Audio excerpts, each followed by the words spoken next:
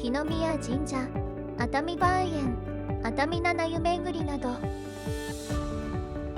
ダイジェスト版ゆきひょうの旅。今回も伊東園バスを利用して出発です。池袋の東京芸術劇場前に9時45分に集合。バスは全席指定です。一人旅の場合は前の方の席になります。10時に出発です。11時20分に鈴廣かまぼこの里に到着。ここで50分の昼食休憩です。そばと板わさ、三倉でざるそばと板わさを食べました。混む店なのでバスを降りてすぐに店に向かい、QR コードで受付必須です。1795円。海岸沿いを走るので景色を見ながら楽しめます。運よく左側の座席でした。寛一とお宮の像も見えました。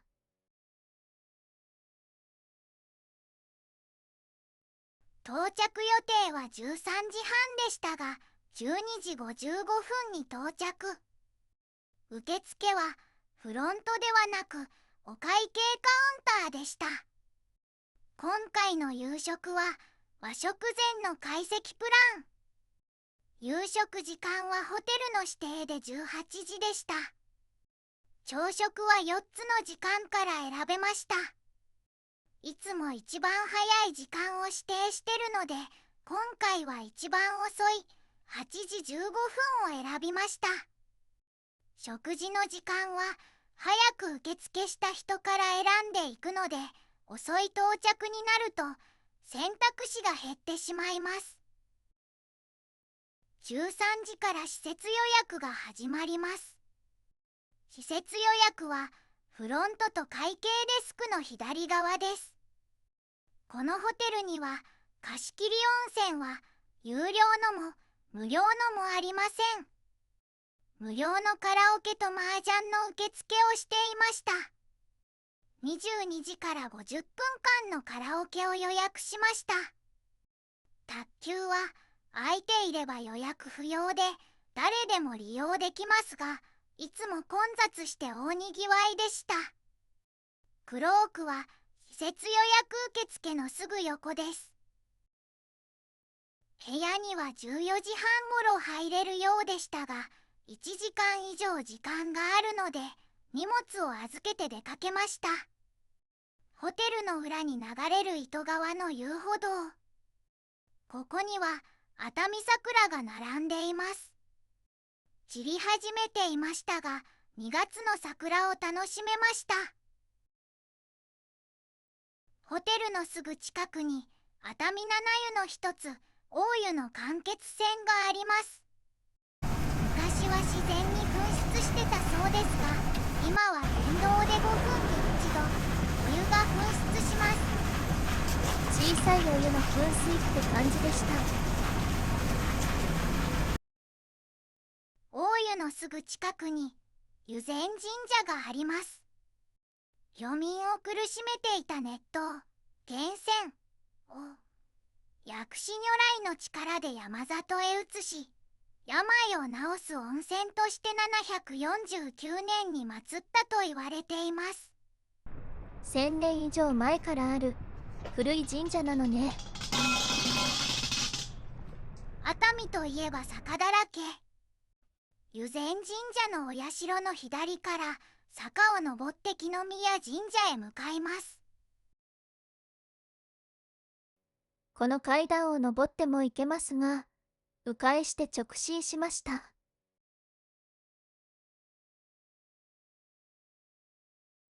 13時55分、木の宮神社に到着。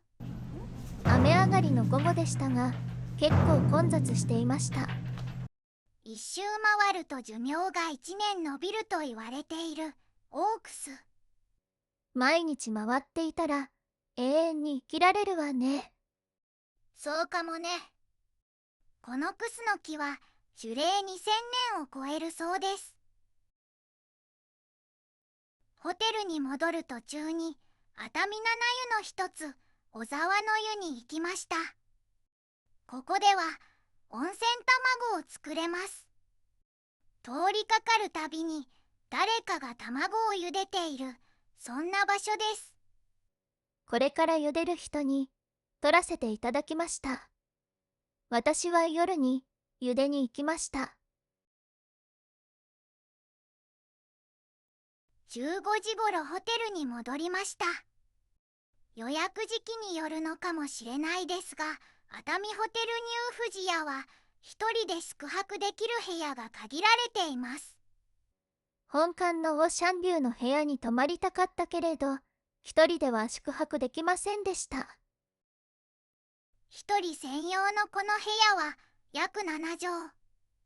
一人であれば問題ない広さです。広縁もあり、十分くつろげます。また、他のホテルと比べて畳がきれいでした。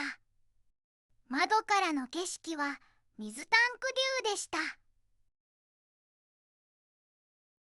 バストイレは本家箱根富士屋ホテルのリニューアル前の花御殿やフォレスト館のようなタイルのレトロなお風呂です。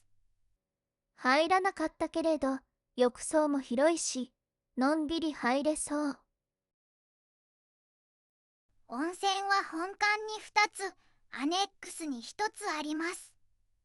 熱海温泉は徳川家康もお気に入りだった温泉です。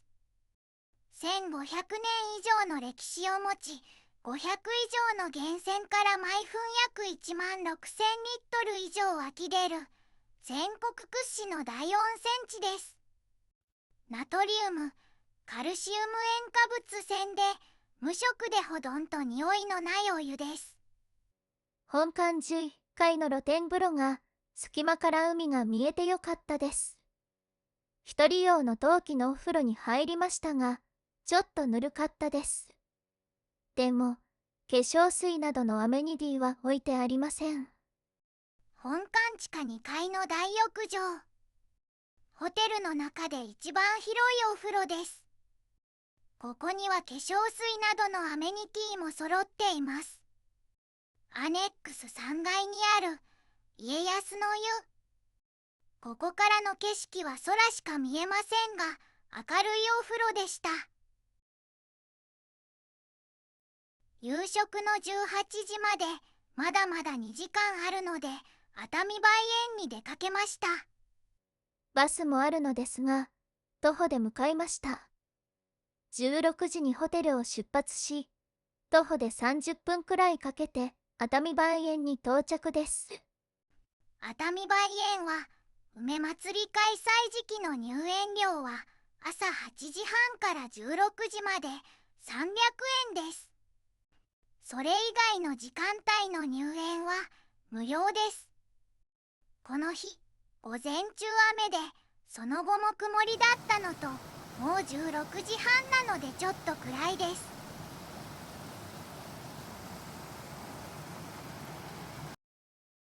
熱海梅園の帰りにライトアップの木の宮神社にも立ち寄りました。木の宮神社に到着したのが17時半。昼と比べて人は少なめです。ライトアップされてますます神秘的な空間になっています。ここからホテルまで徒歩10分なので、17時50分まで20分ほど滞在して帰りました。私は夜の雰囲気の方が好きです。夜もウォークスの周りを一周しました。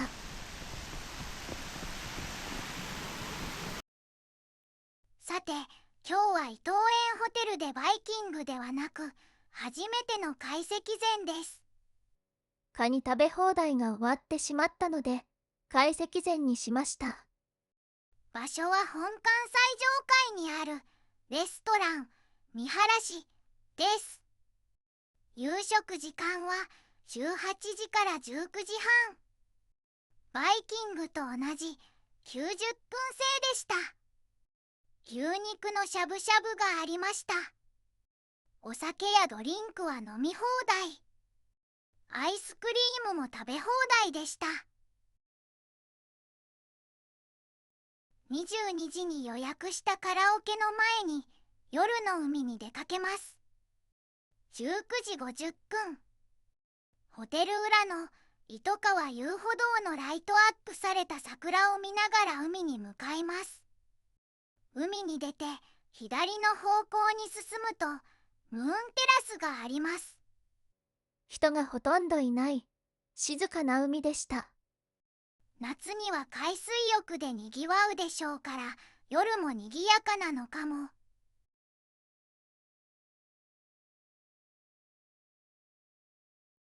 帰り道、熱海七湯の河原湯、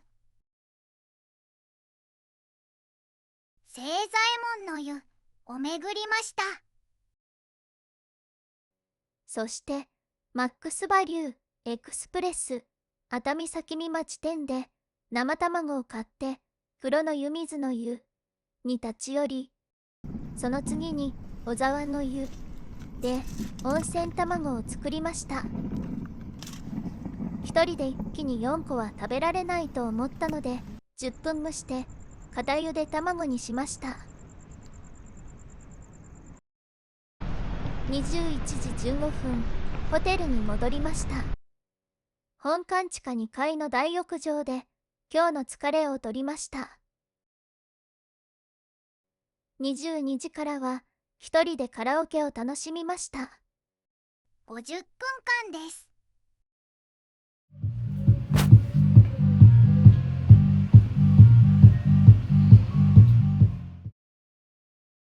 最後に本館11階の露天風呂に入りました。部屋から海は見えませんでしたが、本館11階にある囲碁将棋コーナーは海に面しています。24時まで利用可能なので、風呂上がりに夜景を楽しめました。ここからは朝日も見られそうなので、早朝も開放してほしい。翌朝はゆっくり眠って8時15分開始の朝食です。本館とアネックス館の両方のお客さんが大集合。朝食はいつもの伊藤園の朝食でした。しじみのお味噌汁のお鍋が2つあったのが良かったです。しじみのお味噌汁好きなので、最低2杯は飲みます。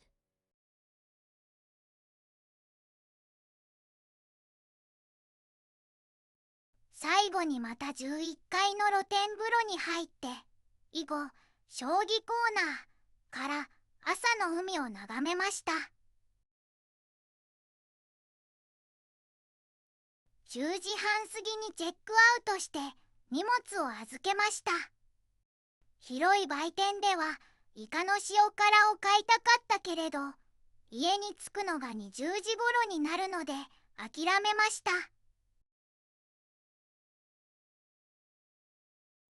午前中は熱海駅までバスの送迎があります。11時のバスに乗ります。10時45分に並んだ時は先頭でしたが、その後どんどん人が並び始めました。マイクロバスは補助席と立ち乗りの人も数人いて満員でした。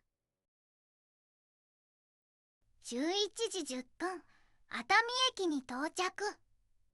私はお腹いっぱいで何も食べませんでしたが、2つの大きな商店街で食べ歩きする人がたくさんいました。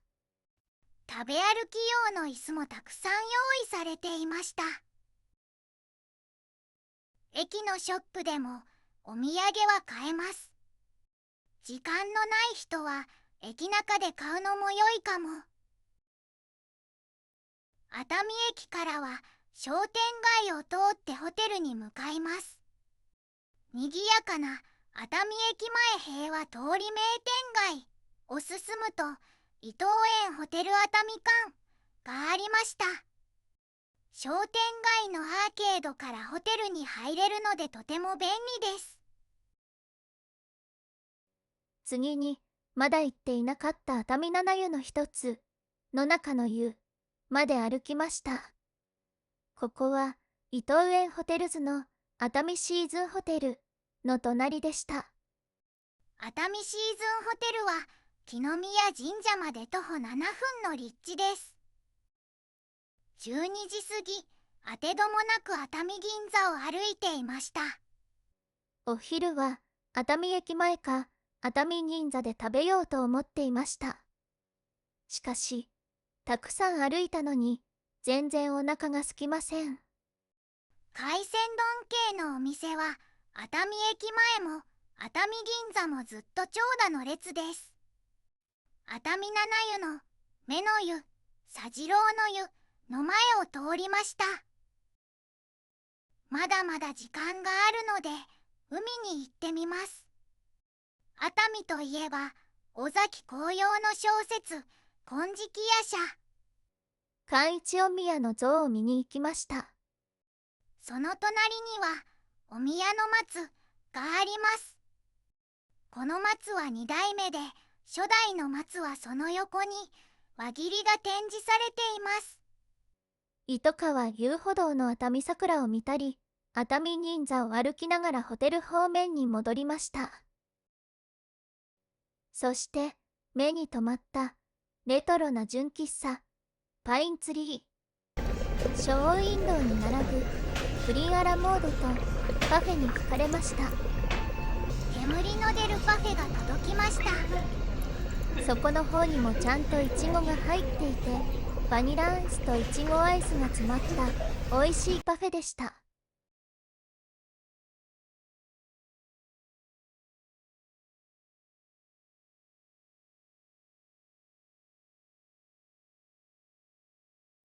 15時、ホテルから伊東園送迎バスで東京に向かいます。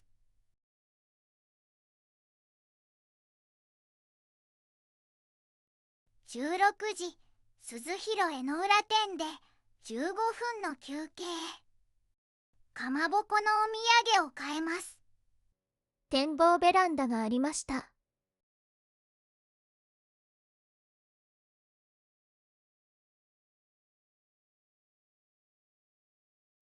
17時、海老名サービスエリアで15分の休憩。